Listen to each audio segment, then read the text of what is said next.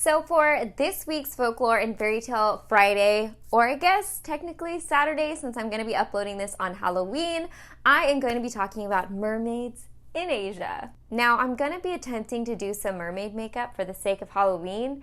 I can't say I'm going to pull it off, but we're going to try. I have already pretty much done my base makeup, so I got my eyebrows filled in. Everything is based, primed, and ready to go, so I can pay more attention to like the art.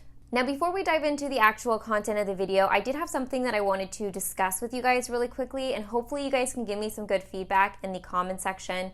Now, I kind of talked about this on my live stream, and I mentioned that it seems like the Folklore and Fairytale Fridays, despite it having very good feedback from you guys, is dragging my overall views down on my channel. Now, it has something to do with the YouTube algorithm. I can't say specifically, but since obviously this is a new series, I didn't expect it to get like a ton of views, but at the same time, it seems to be dragging down the views of my other videos, which means to me, YouTube is suggesting my videos less. So obviously, a way to counteract this is to have you guys like and comment and engage with the videos if you do like them, which, you know, hopefully you're doing that with all of my videos. But I am maybe thinking of moving this series to a separate channel and like starting a second channel with some different type of content other than beauty content specifically. So I'm not really sure what to do here. I want to keep doing this series because, like I said, I genuinely enjoy it and I know you guys enjoy it, and it just is a nice change of pace for me. But I'm just not sure what to do as far as like the YouTube gods are never in my favor.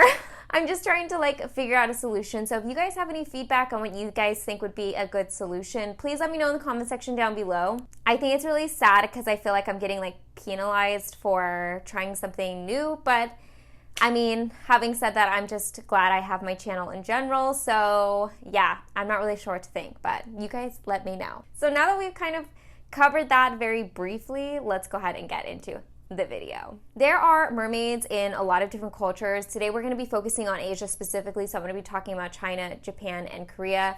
Now in China, mermaids are actually referred to as like merfolk or like mer people. So merfolk are first mentioned in China in the classics of Mountain and Sea, which I've mentioned this, I guess, collection of texts before in previous Folklore and Fairytale Fridays, and essentially what it is it's a collection of geography and also mythical creatures through history in China. It dates back to the 4th century, so this is a very old text, and like I said, you can see merfolk actually mentioned in this text. Another place that you'll see mermaids mentioned in Chinese documentation is actually in the form of Chao Ren, or shark people. Now, in the Records of Strange Things, which was written in the 6th century, it said that in the midst of the South Sea are the houses of the cow people who dwell in the water like fish, but have not given up weaving at the loom. Their eyes have the power to weep, but what they bring forth is pearls.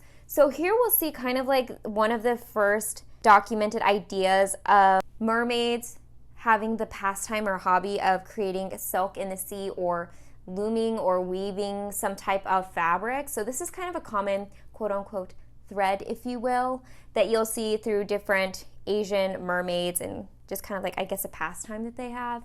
And another thing that is said of mermaids is that when they cry, instead of tears coming out of their eyes, they exude pearls. Now, going back to the concept of mermaid silk in China, it's kind of actually interesting because there's actually a like sea silk, or what's called a dragon silk, that's actually a very sought after raw form of silk that does come from the sea, but instead of obviously being weaved by these mythical mermaids, it actually comes from a giant mollusk. The mollusk is a pen shell, and it's essentially like an accumulation of the fibers, I guess, that comes from these giant mollusks, and they're very, like I said, highly sought after and very valuable as far as fabric or materials go. And this is also modern day as well. Mermaid silk is actually thought to be very like white as frost, as they say. And it's also said that mermaid silk cannot get wet even if it's submerged in water, which is kind of interesting because it's like from a mermaid. So I don't get the logic there, but that's what's supposed to be Now, this silk has been referenced in a lot of poems. A very famous poet who is called Lu Yu, who's from the southern China dynasty, actually references mermaid silk, or in this form, it's actually referred to as dragon silk. And the line goes, "The handkerchief made of dragon yarn was drenched by her tears." Evidently, this is referencing a heartbroken woman who is going through a breakup with her ex-husband. Now, this whole theme with merfolk or mermaids is corroborated in the text In the Search of Supernatural, which is a compilation of ghost stories and legendary folklore featuring spirits. This was actually written by a Chinese scholar and writer of the court named Gan Bao, who lived from 286 to 336 AD. So this was like way back in the day. And in this document, he states that mermaids typically live at the South Sea, and they spend most of their time weaving material as well as crying tears of pearls. So again, you see that common theme of what mermaids like to do as their pastime, maybe the explanation of where this prestigious raw silk comes from in the sea, and also the concept of mermaids crying pearls instead of tears. Now, in other documentation, which was written in the 1700s, I'm going to put the name of it here because I'm going to really struggle pronouncing that. It's actually documented that there was a fisherman who encountered a mermaid. The story goes that he accidentally caught this mermaid, and she appeared to be a woman. The only thing that was really different about her was she had like fibers or fine hairs all over her body that had different colors to them. And so he took her back home and married her, where she lived, I guess, for the rest of her life. And eventually the fisherman does die, and from there she returns to the sea. So I don't know if this is really like a happy story or a sad story, meaning was the mermaid held captive and then she finally got to go home, or maybe she lived happily and then just ended up going home? I'm not really sure, but that's one of the stories from the 1700s of mermaids in Chinese history. The second popular story is of a man who had a more brief encounter with what is thought to be a mermaid. In this story, he is docked off the coast in the sea with his ship, and when he comes to shore, he finds this woman who seems to be struggling on the shore. To help her, he takes her back to the water, carries her back over there, and to, I guess, thank him, she kind of like waves goodbye and expresses her gratitude and then swims off into the sea. So I guess this is also another like little short encounter of humans meeting mermaids and interacting with them. Now, this story goes way back to the Jin Dynasty, and this is in a document called the Naturalis Historia. This was actually written by Zhang Hu, who lived from 232 to 300, and he was also a noted scholar and writer during this time. Now, in this story, he says that a mermaid actually emerges from the sea and takes up residence with a local family. She ends up staying with this local family for a couple days, and during this time, she spends her free time weaving fabric and silk and selling it, I guess, to other merchants or other people in the village. Now, after her stay, she decides to return to the ocean. Now, to thank the family for allowing her to stay with them, she asks that the family give her some form of a container. And in the container, she proceeds to weep and cry, and instead of tears falling into the container, she is able to cry out a container full of pearls. And then she gives this container back to the family, again to thank them and also as a farewell gift. So overall in Chinese history, it appears to me that mermaids can oftentimes be a good thing. They provide wealth from the sea in the form of silk and pearls, and also, I guess, companions in life. But it is kind of interesting because overall it seems like a very positive interaction when you do see humans interact with mermaids in documentation. Now, moving on to mermaids in Korea.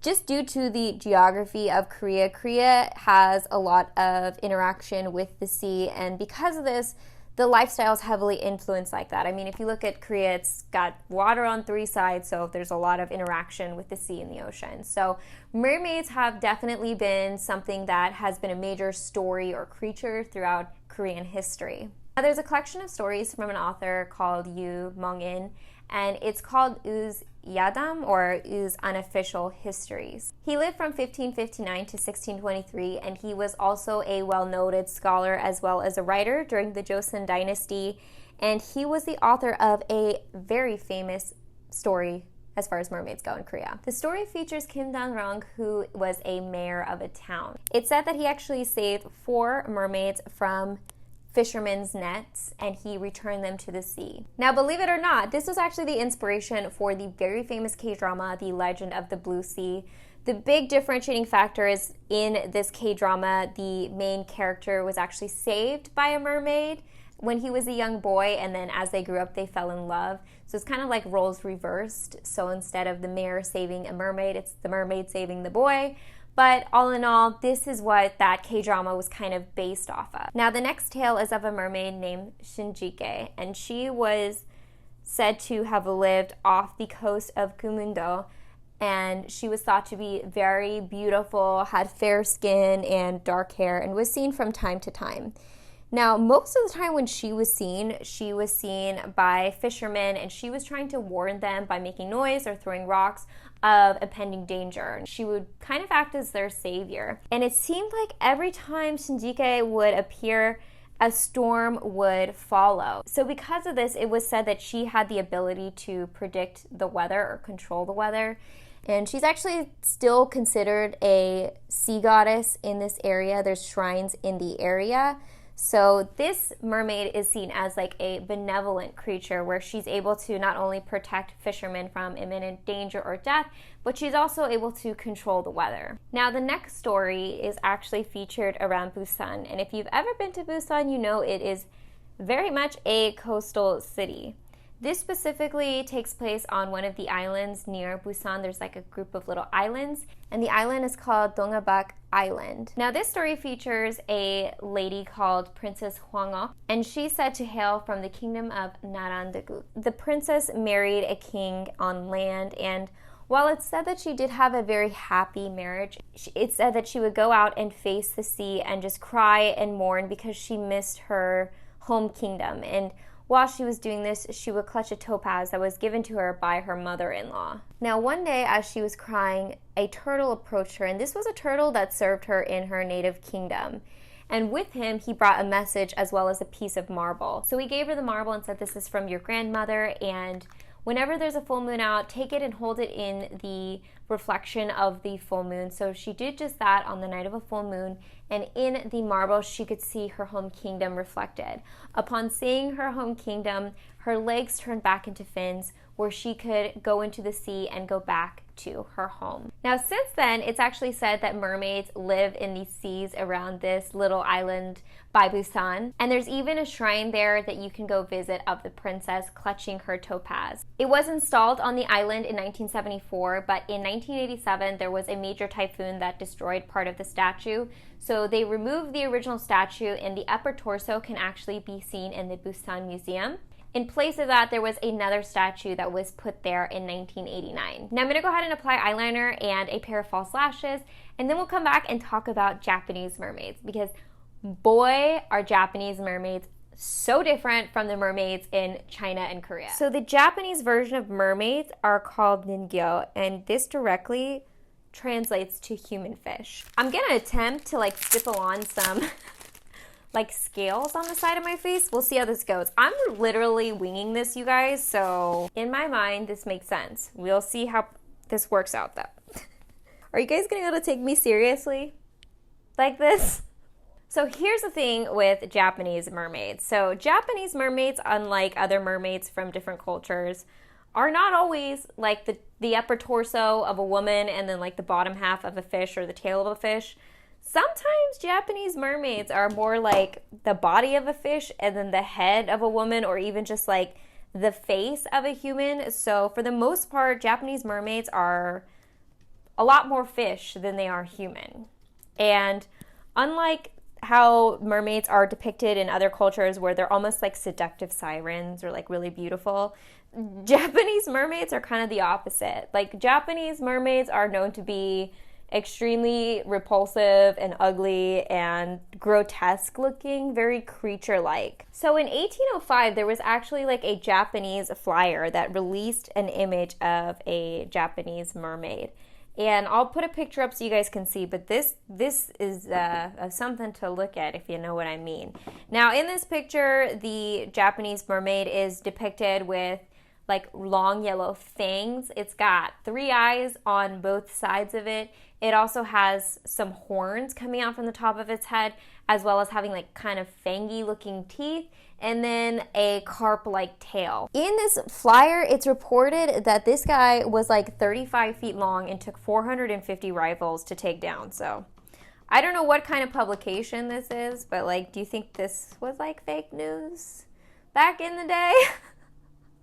Or not? You let me know. Now, like Chinese mermaids, Japanese mermaids are also thought to be able to have the ability to cry pearls. But what's unique to Japanese mermaids is they're said to be able to see the future, to tell you if there is any plagues or disease coming on, or maybe if the harvest is going to be good or bad. I don't know what I'm doing. I'm literally like laying liquid on top of powder, and we're just going to see how this goes. Now, the first documented sighting of a Japanese mermaid is in Nihon Shoki, which was written in 619 BCE. And it's actually one of the oldest books in classical Japanese history. In this text is the first idea that if you consume a nigyo, then you're bound to have eternal life. So if you consume the flesh, you'll live forever. However, it's said that the danger comes if you're unable to kill the Japanese mermaid. But if you are unable to wound, kill, or capture the Japanese mermaid, it's said that you are destined to a terrible and powerful curse. So these are not something you want to mess with unless you're confident you can kill them. It's even said that entire towns have been swallowed by the sea because of foolish fishermen who have messed with the Japanese mermaids. Ooh, do I look all scaly? So let's go ahead and talk about one of the most famous folk tales in Japanese history about Japanese mermaids. Unfortunately, my autocorrect corrected it as Yao Bikini, and I'm pretty sure that's not what it was called, so I'll put the name of this folk tale here on screen. But this one's actually like a very interesting folktale. So the story goes is that there was a fisherman in the Wakasa province who was a very seasoned fisherman. This was his job, so he'd been doing it for a while. And one day he just catches this fish he's never seen before. So taken aback by the appearance of this odd-looking fish, he decides to invite a bunch of his friends over that night for him to prepare the fish and for them to all consume. So that night, his buddies come over, and one of the guests is like, that looks weird, and sees that the fish has like a human-like appearance, so he warns the other guests to not consume this fish because it's just looking a little sketchy.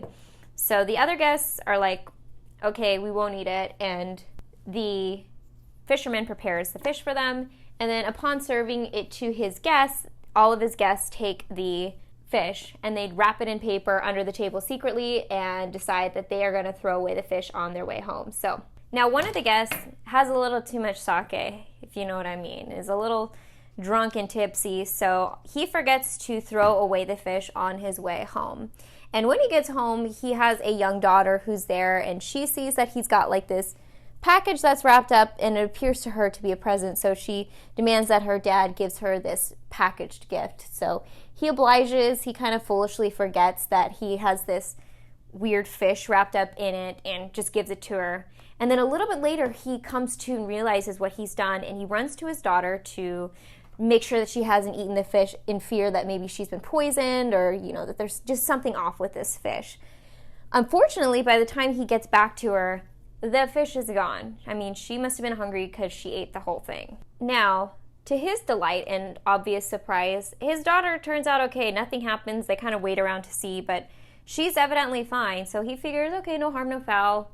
I should probably be a better parent, not let my child eat random stuff, but cool, she's fine. So the young girl grows up and she gets married like a lot of young girls do. And after she gets married, she notices that she doesn't age, and as time goes on, it turns out her body never ages, her mind never ages. She is just in the same state she's always been in. And as she has to watch her husband get old and weak and pass away, she realizes that she's kind of destined to this life. So she ends up, I guess, marrying a couple times, because it's said in the story she's widowed a couple more times. And as she grows sadder and sadder and lonelier, she decides to become a nun and just wander around. And after a while, she returns to her village of Wakasa and takes her own life. And this is after 800 years of living.